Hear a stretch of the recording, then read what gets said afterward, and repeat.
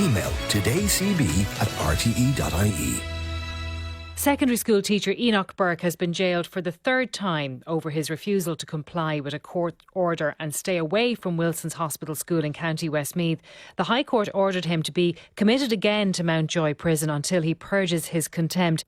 Shane Phelan, Legal Affairs Editor with the Irish Independent, was in court yesterday and he joins me on the line now. Good morning, Shane. Good morning, Claire. So, Shane, it sounds like another extraordinary day of evidence in this case relating to Enoch Burke. Will you tell us why he has been jailed again?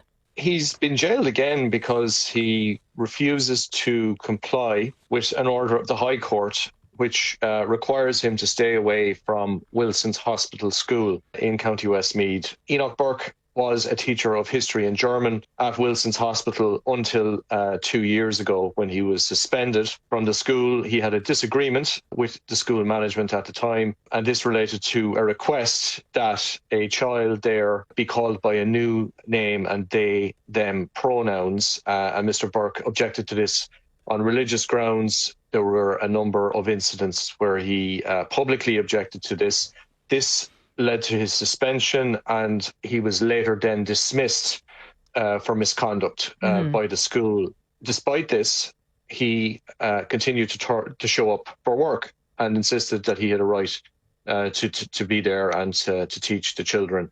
And it is for breach of court orders restraining him from going to the school that he is being returned to prison for a third time. And Shane, he has spent a considerable amount of time in prison, and a decision was made by the courts to release him back in the summer. Now, what has happened since then? What has Enoch Burke been doing in recent weeks to prompt this latest decision by the courts to put him back in Mountjoy? So yeah, he was released at the end of June, and I suppose this coincided with the school being off. You know, there was no classes. But as soon as the school got back to work on August 22nd, Enoch Burke turned up. Indeed, the court heard that he walked into the middle of a meeting of teachers about transition year and had been turning up at the school in subsequent days as well, saying he was there to work. And the school said, look, that this was causing considerable disruption for them. They had considered hiring security to keep him out, but the Board of Management discounted this. They said that, you know, they didn't want to turn the school into a prison. So they said it was with great reluctance that they were coming back to the court and asking the courts to again commit him to prison for breaching the High Court order to stay away. So he actually went into the school, went into a meeting, but apart from that, what has he been doing? Standing outside in the way that we have seen him do in the past? Yeah, he's been, it's been at different things on different days. Sometimes he's been inside buildings, sometimes he's been outside. Mm-hmm. Now, as you said there, they considered hiring security. They opted not to do that. Back in court then yesterday, and Enoch Burke said, as far as he's concerned, he's still on the payroll of Wilson's Hospital School. What is happening in that regard? Yeah, so that would appear to be correct. So he has been dismissed, but there is an appeals process there, and his sacking has not been finalised. You know, he has a right of appeal. This involves a 3-person panel under the auspices of the Department of Education. Now, that appeal hasn't been heard yet, and the reason it hasn't been heard yet is because Enoch Burke took a High Court challenge to the composition of that tribunal. Mr. Burke's claim was rejected by the High Court. He has subsequently appealed that ruling to the Court of Appeal. And what this has done is basically it's held up that process.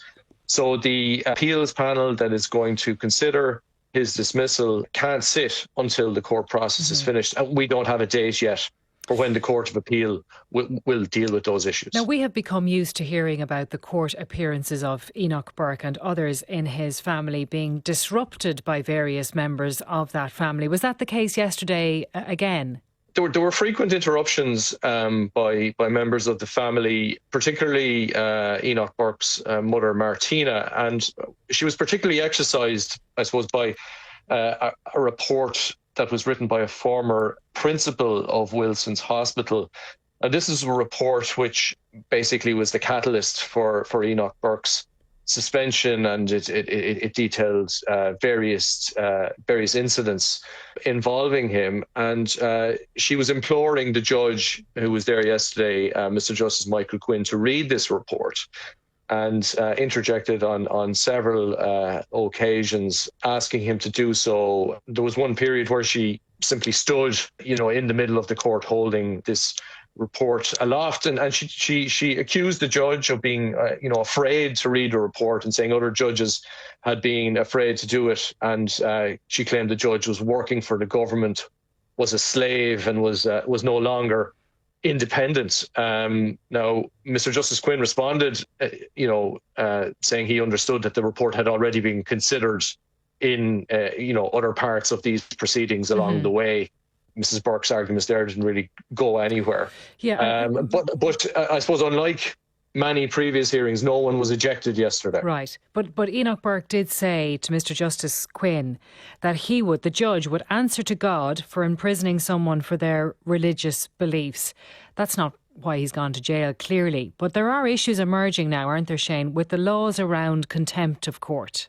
It's a huge mess, really. I mean, the laws that are there around contempt of court, they're not adequate to deal with this type of situation where you have somebody who, through their own convictions, cannot be coerced into complying with a court order. So for civil contempt, there are three options open to the court. You can imprison someone, you can levy fines, or there is what's known as sequestration of assets. So you deprive someone of their assets for a period of time. Two of these have been implemented so far, and the results are there. They did not coerce Enoch Burke. So imprisonment has not worked. He's been in jail now for just over 400 days. €700 daily fines were imposed on Enoch Burke, and we heard yesterday these fines were never collected, and there seems to be a difficulty in collecting the fines. Now,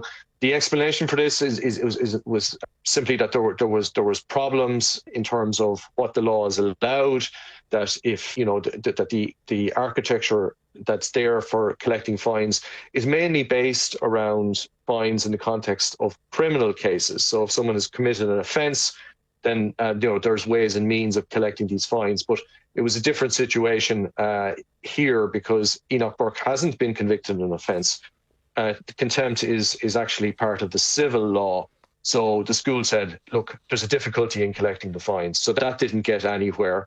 And the point was made, I suppose, by the barrister for the school that even if fines could be collected, the imposition of the fines wasn't a deterrent anyway. Mm-hmm. And then there's this issue with sequestration, which was previously ruled out by another judge, and we heard a little bit more about that. There was some submissions that the school had made to the court previously were read out, and these were legal submissions, and they said that sequestration appeared to be not to be available in cases of individuals as distinct from companies, and that it seemed unlikely that the temporary removal of assets would achieve compliance anyway. Okay, so for now, Enoch Burke is back in Mountjoy prison. That's where we stand today.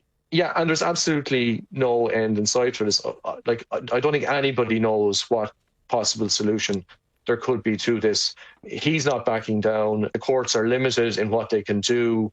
Obviously, you can't have people going around defying orders of the High Court. The High Court can't stand for that. But at the same time, you have this person in prison. Can the courts keep him there indefinitely? I don't know if that's tenable. Shane, thanks very much for bringing us up to speed on that one. That's Shane Phelan, Legal Affairs Editor with the Irish Independent.